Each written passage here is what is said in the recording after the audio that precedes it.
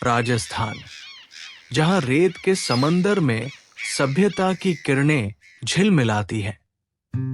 वहां बंजारों का जीवन किसी महाकाव्य से कम नहीं। ये कहानी है एक ऐसे बंजारे की जिसने अपने संघर्ष और संकल्प से समाज को एक नई दिशा दी।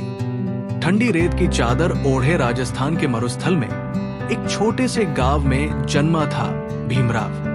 उसकी मां पद्मा एक कुशल लोक गायिका थी और पिता जयपाल ऊंटों का व्यापार करते थे।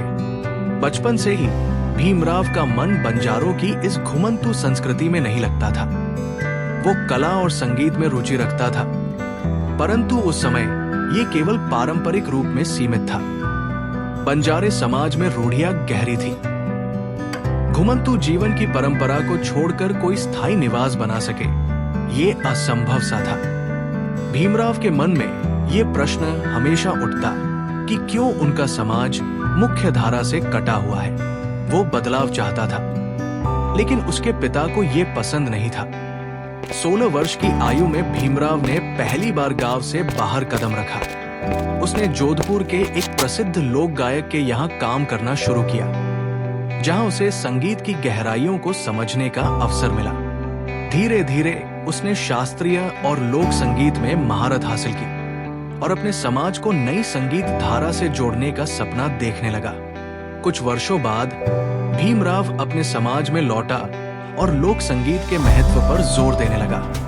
उसने बंजारों के लिए एक संगीत विद्यालय की स्थापना की, जहां बच्चे और बड़े दोनों पारंपरिक संगीत और नए संगीत शैलियों को सीख सकते थे। इस पहल का कई लोगों ने विरोध किया, परंतु धीरे धीरे समर्थन मिलने लगा।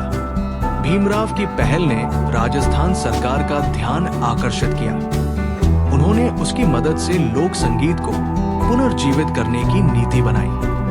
अब बंजारे केवल पारंपरिक गीतों तक सीमित नहीं थे, बल्कि नए संगीत रूपों में अपनी पहचान बना रहे थे।